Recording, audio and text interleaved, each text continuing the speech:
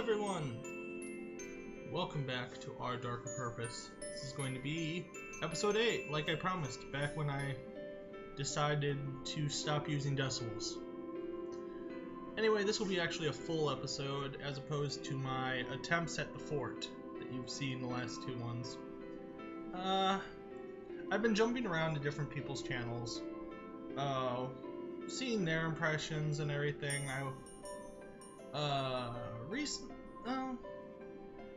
The most recent one being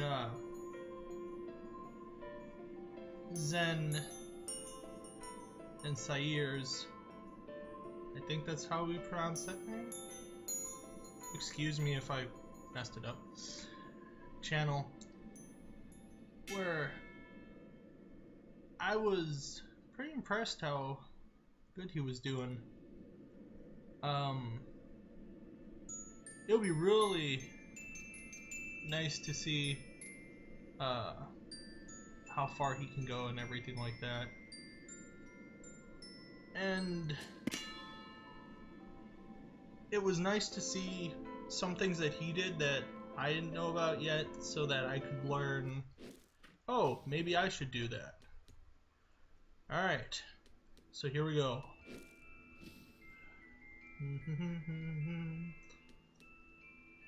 If you remember last time, we finally got our 100 credits to the counselor. And I don't know if it's always, every time that you donate twice to him, something happens. It just seems like it. I mean, the first time that we got a level, or we got some actual counseling from him, in the form of our extra juice box, was at 50, I believe. And then we got our extra period at 100. And now, whoop, hello shop, we have our extra chalk. 4 juice boxes, 2 pieces of chalk. If I can, I'd really like to get juice boxes of darkness again. It just seems funny that,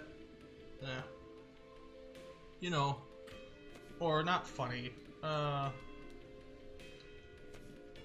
if you're going to have something, if I'm going to have any power up,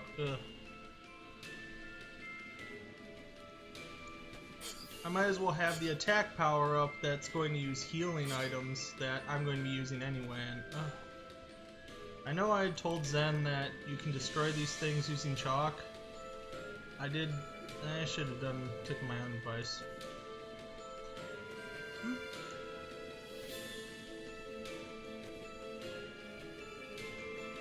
Now, one thing I'll say I have kind of noticed is something on these roly-polies or things that bounce or anything of the like that, is that they seem to have this one, at one point in time, like, you'd think to yourself, oh, well, they're bouncing, and then if you see one stuck, you're like, oh, thank goodness, it's stuck on the terrain, you know? Like, back in that room, I thought that that one on the second row was actually stuck for a second. But then all of a sudden, he started bouncing in the right way. And, this one, the things the monsters carried. I would like to have more drops, please. But I think there's something, the reason why the terrain is so annoying is because of its,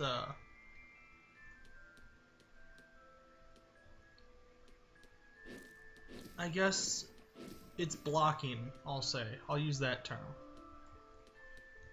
Like this desk, it's not a square, like how in Isaac you'll have just square blocks. No, this one's kind of slanted a little bit in its blocking. See how it's like rounded? So while it bounces up and down, at one point in time it will hit on that little nub and it will suddenly move. So none of the environmental hazards are really ever stuck.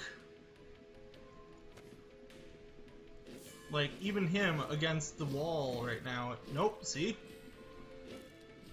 I don't know if that's because I hit him once. I don't think it was. They seem to be inevitably drawn in your direction. Anyway, frothy.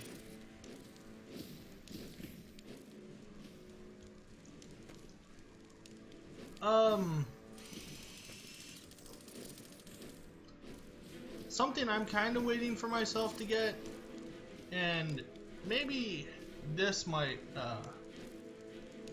just be something that they might add to the game later or something, or maybe it comes up later, since I haven't gotten past chapter 1 yet. But I know resist is the percent to take less damage, like how dodge is the percent to take no damage.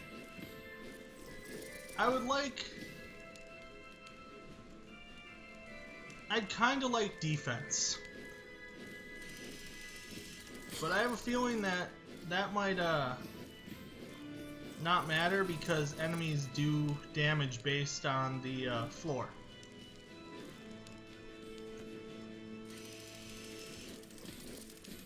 Like floor 1 they do 4s, floor 2 they do 5, 6, 7. It's pretty simple to count it up that way. Sensitive please. The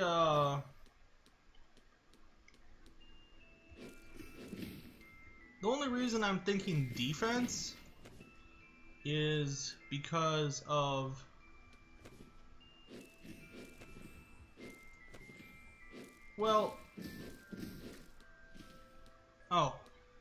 mainly Goneril. 14 points of damage is actually very substantial. Anyway, Zebraman from Zen's video said that ghostly man who keeps writing stuff down will lead to a secret room if he goes through the wall. Oh my goodness, it's all sepia! What the heck's this? Well, it's a secret room, alright.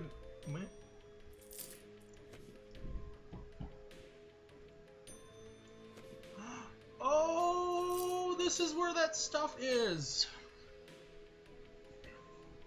This is... okay.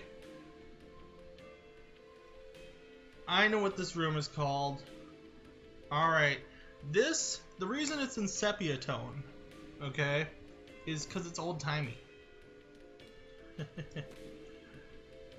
There was a book I got when I leveled up last time that said 50% chance of an extra memory room on each floor.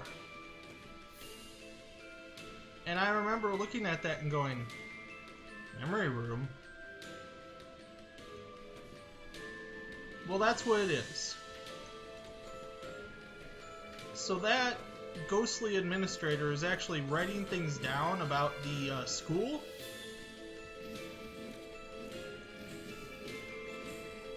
And he leaves more or less his notes around. And I guess if we go find those, we can learn more about the school. And more specifically, I believe that note was more about the Chandelier of Longing. I'll examine it more later. If you need to examine it, just rewind a couple seconds and pause. It said Apple Polisher, though. Donate 500 or more credits to the counselor. Or actually, just donate 500 credits to the counselor. Eventually, I would have found that out, but maybe since I have that memory now, it'll do more than just give me counsel, it will give me an achievement. Which actually, that might mean that there are other achievements I can complete before I'm done with Chapter 1.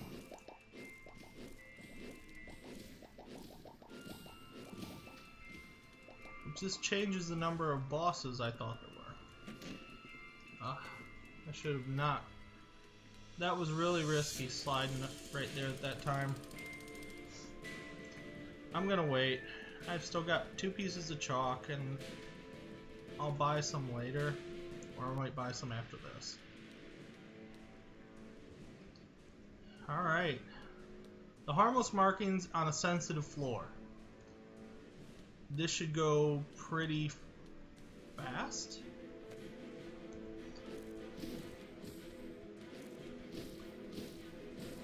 See, if I could always do this much damage, it'd be awesome. Bosses have their own... Yeah, it is timed how long she stays out. That... I needed one more shot, and I missed it. Alright. Bosses have their own, damages they go by. Depending on the floor as well.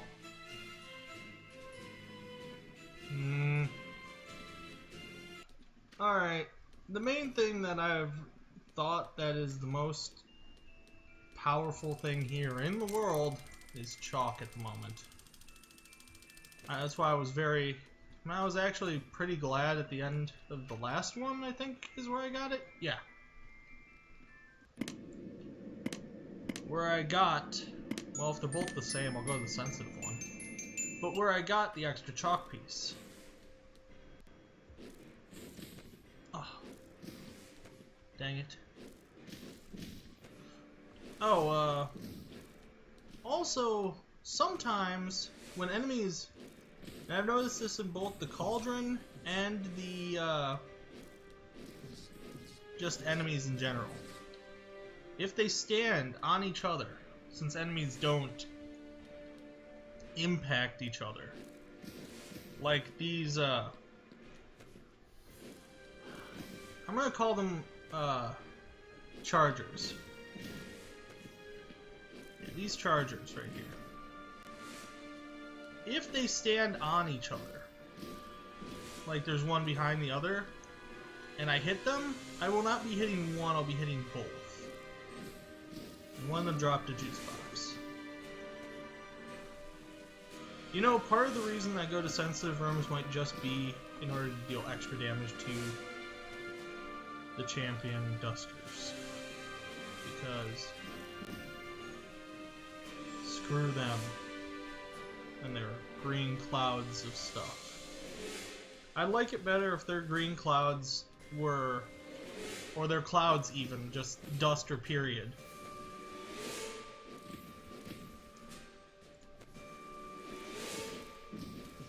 Were just something that bounced around the room as opposed to something that chases you down.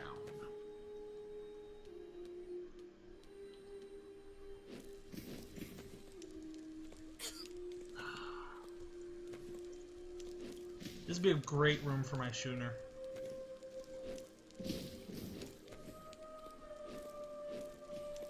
All these potatoes. And all these spikes, actually you can get rid of with chalk. I saw that as Chandelier of Longing once.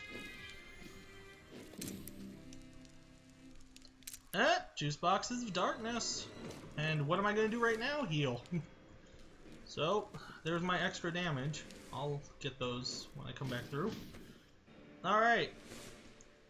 Extra damage on a sensitive room. Ooh. This floor might be going a little quicker now. Ah. That enemy seems to do one more damage than the floor it's assigned to. I'll get you later. Pretty.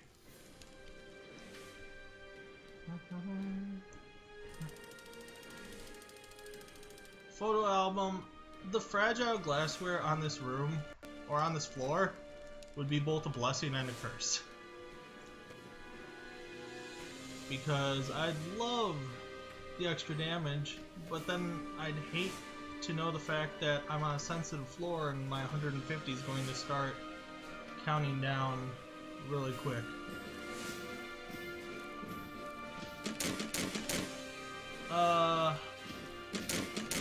These girls are approximately 500 hit points. I think is what I've gathered from them. Just like the dusters are somewhere in the realms of actually 350. Or not, no, 400 I'm guessing. Because I just dealt 350. Yeah. Either way, I usually... I don't know the exact values, but I do know that it takes me 5 shots on a normal floor to take out any of them. With normal Cordy damage. Hold on one second. Leg falling asleep! No! Did I actually get it? That little sound that sounded like a wheezing, dying thing. Okay, maybe you heard me get slapped. That might be there too.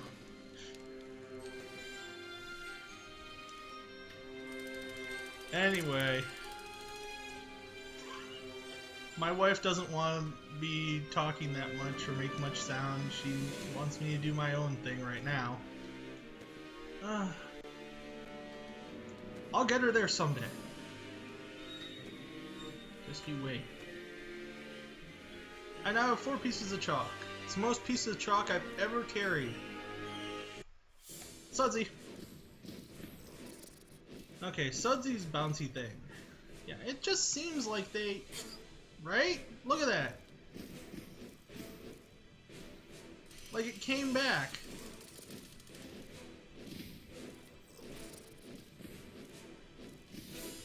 And it aimed right for me.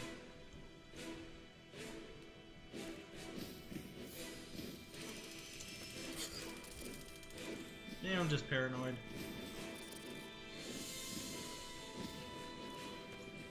Or I'm just looking for things that aren't there because I'm looking at things too closely. Or, but seriously, all these random angles and it bounces directly to me? No.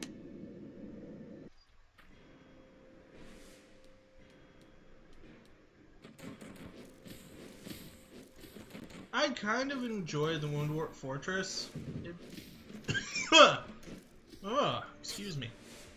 A little more, maybe, if it could contain a prefix.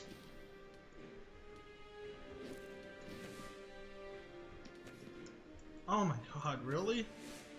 Well, we know what's going up there.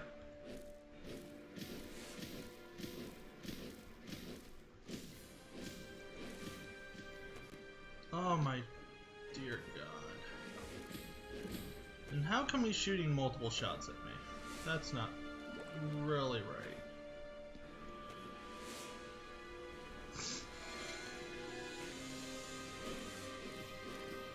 Maybe I didn't need this attack speed for the angled shots because now they're angled. But I've dealt with angles before, and now they'll deal with mine. Halfway to a level. I'm not gonna... Oh my... See?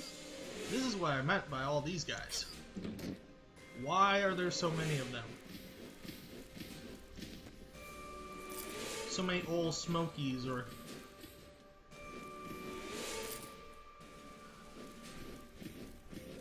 Hudson Dusters. We don't like them. The most plentiful enemy, champion enemy.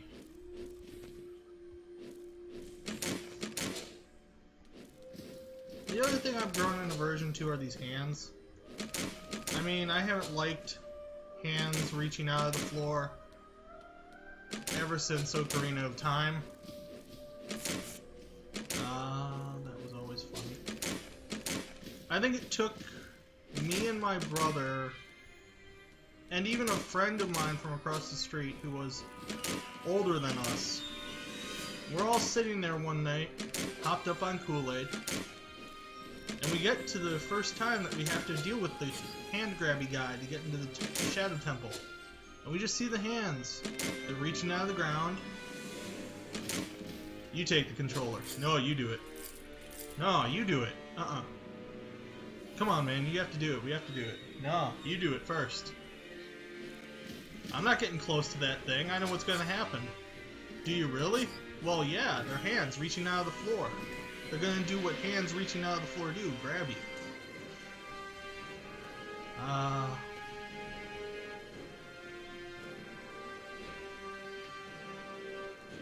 So after 10 minutes, we finally did it, and it was pretty freaky the first time.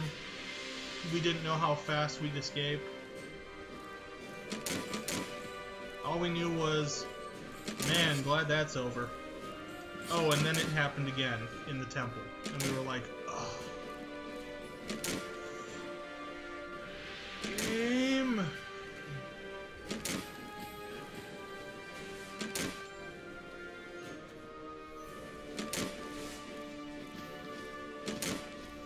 Alright.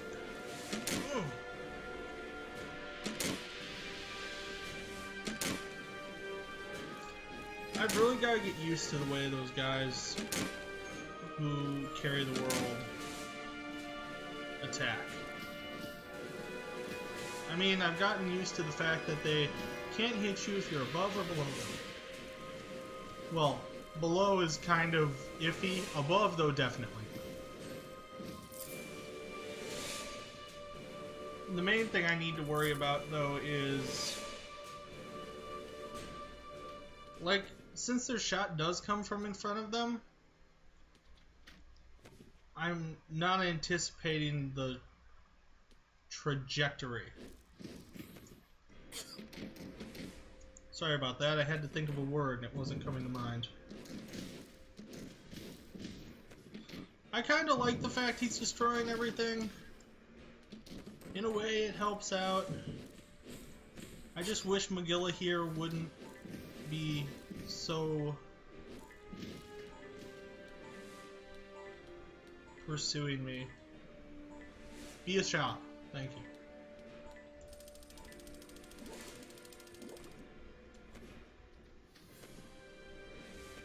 We're on credit hunting now. And secret rooms. We'll find more secrets. We'll get more credits.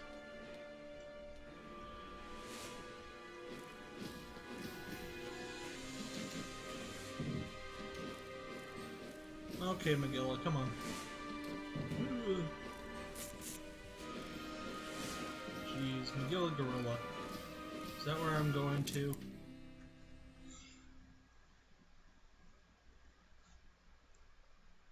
I wish that I would have gotten the 12,660 things of juice. Here it is, where the chalk clouds end.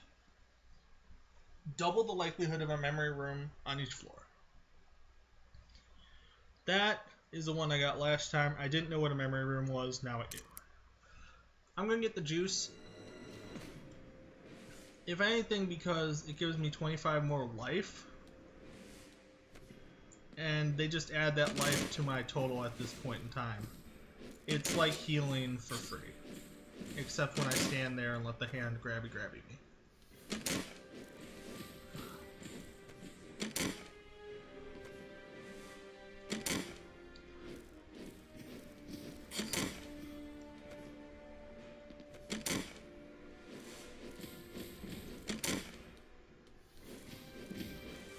The biggest threat in this game is still the environment. I mean, I think that's why my favorite item is the schooner.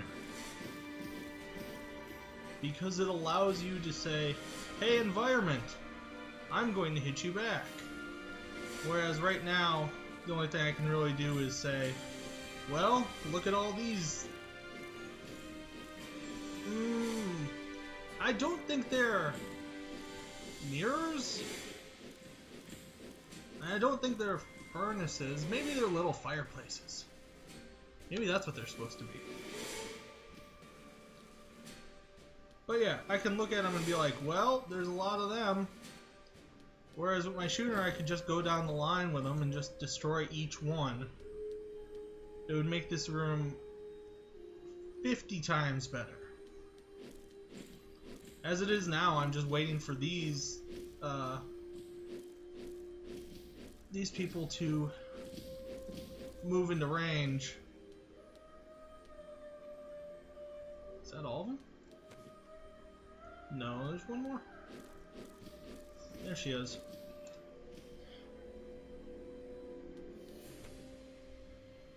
I'm thinking that there is an item for light radius. I'm just not privy to it at this moment. You know, being in chapter 1. I'll open this in a sec. It's my shield at the moment. Okay. 8% chance to dodge. Is that worth going all that way? Not really. Now we have to go back up to the actual dormitory. I was one short of buying maybe a piece of chalk. So time to see the fortress in all of its glory and promptly just... ugh.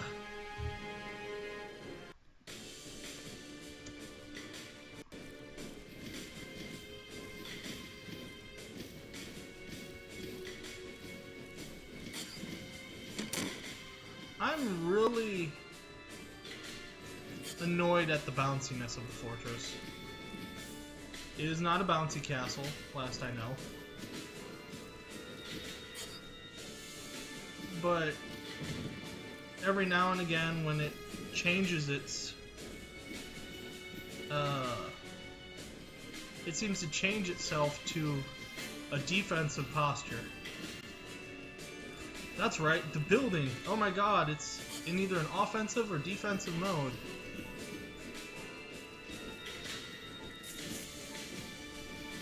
Well, there I go. And with that, we have gotten a little further, the memory book now, which not only holds... let's see...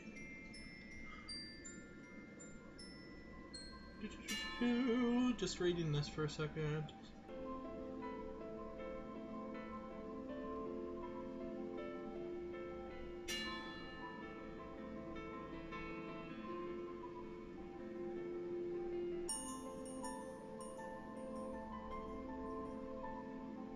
Ah, okay.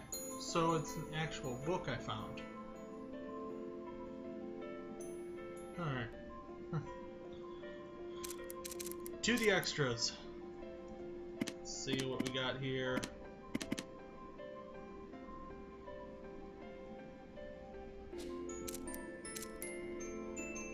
You know, I might be more tempted to get hacking if it would be something like things in vending machines cost half. I really want something like that. That's kind of like how I want the counselor to say, start with an extra 20 health. Or juice boxes heal 10 more. Or something like that. I'm thinking that after a while the counselor just starts giving you everything you need in order to beat places. And maybe I just need a lot more counseling in order to beat the fortress. Isn't that what they always tell you? You know, you need more counseling? Yeah. Is that just me? No. Alright. Anyway, our item log is looking pretty good. If I look at it through the power of the fact that I know how to do math. 1, 2, 3, 4, 5, 6, 7, 8, 9, 10, 11, 12, 13. There are 13 items, and right now I have 1, 2, 3, 4, 5 rows. 5 times 13 is 65, which means there'd be one more row. And then 2 somethings. Although, I do wonder if maybe this statistics thing, does it change when you get... It doesn't look like it changes when you get to the next chapter. Like this is 64. That's it. 4 chapters, 64, which means there's 16 pieces of lore each time per chapter.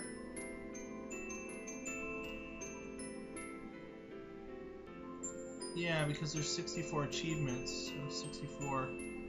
Let's go back to the memory book for a second. 1, 2, 3, 4,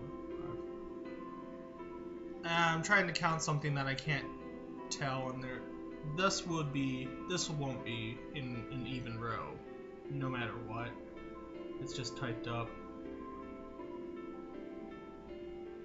And there might be even less as I go along. Like maybe there's 20 pieces of lore here, and maybe there's only 15 here, and maybe even chapter 4 only has 3. You know? Because maybe chapter 3 is 2 floors only, and then chapter 4 is just, hi, you're at the big floor. Alright, though. Anyway, that's episode 8. Once again, I'm going to do the counseling offline, and I'll probably be back later tonight with an actual one. If I manage to beat the Woundwort Fortress and I don't get it recorded, I'll be sure to go into great lengths of detail about what a pain in the ass it was and how I might have done it. That might be what I do today. I might scour the interwebs and look for, hey, how did you beat this fortress? Because I know people have done it already. There are people who've got screen caps of chapter 2 or chapter 3. And yeah, so anyway, thanks for sticking with me through this, and hope you have a great Sunday and Super Bowl Sunday. Enjoy all the chips and dip and whatever other foods you jump on to celebrate that pigskin getting tossed around. Bye.